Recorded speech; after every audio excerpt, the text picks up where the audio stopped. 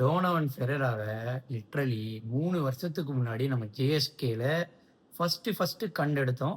கண்டெடுத்ததுக்கப்புறம் அவரு 3 வருஷமும் நல்லா பெர்ஃபார்ம் பண்ணாரு. First year he was on and half. அடுத்த இப்போ செகண்ட் இயர்ல பிரில்லியன்ட்டா பண்ணாரு. அண்ட் தேர்ட் இயர் சிஎஸ்கேக்கு போட்டு பொலன்னு பொழக்குறாரு.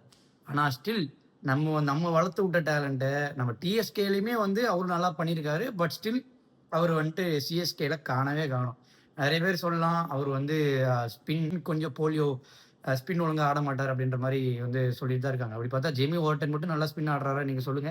ஜேமி ஓவர்டனுக்கு மட்டும் ஸ்பின் வந்து அந்த அளவுக்குலாம் வந்து is not a very good player of spin. And Donovan Ferreira நம்ம முன்னாடியே 75 லேக்குக்கு நம்ம கண்ணு முன்னாடி போன ஆக்ஷன் டெல்லி கேபிட்டல்ஸ் வந்து எடுத்தது நம்ம கண்ணு முன்னாடி பார்த்தோம். Literally 75 lakh. We didn't raise the பேடல்.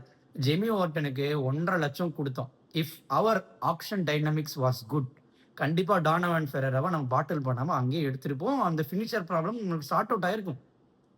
Last 2 overs tactical move பண்ணி ஃபெரேரா வந்துச்சு. லாஸ்ட் 2 ஓவர்ஸ் கண்டிப்பா எல்லாருமே வந்து தேர் கோனா போல்ட் பேஸ் தான்.